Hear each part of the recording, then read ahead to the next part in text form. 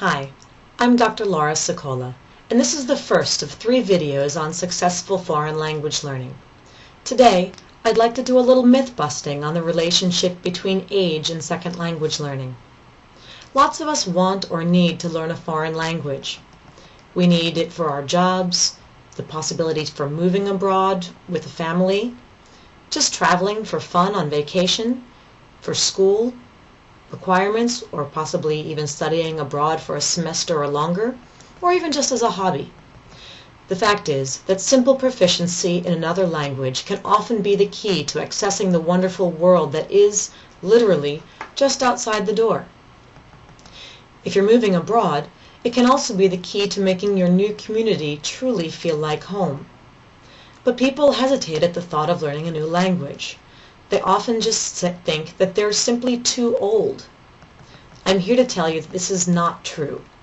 You can be a successful language learner, no matter what age your passport says you are. Trust me, there is no conclusive research that proves that children are better language learners.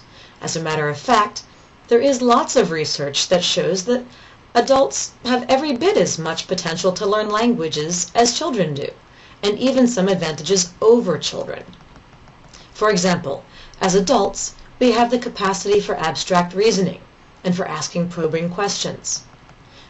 We also have fully developed languages already at our disposal. We can draw on these language resources for comparison purposes. We also learn new things every day. We learn new information by reading the newspaper. We learn new skills at work. We learn new card games when we're out with friends, and we learn to cook new recipes. Now, we don't claim to be too old to learn those kinds of things, do we? Now, I already hear some of you protesting with things like, "Oh, but language is different."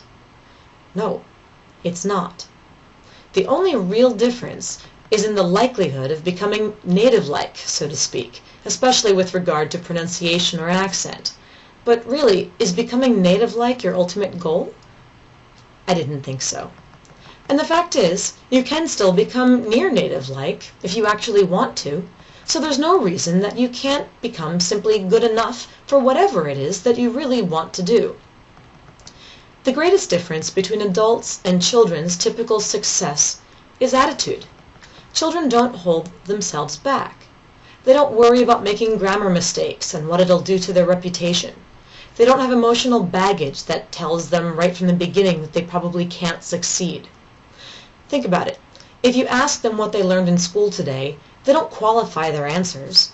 They don't say, "Well, I learned how to do double-digit multiplication today, but I'm still going to have to learn division, and then I'll have to learn algebra, and then geometry and calculus. It's no use. I'll never finish, so why even bother?" Take notes from the children. Each item learned is recognized as a success. Period. I hope these insights have helped to convince you that you're never too old to start learning in other languages and to be successful with it.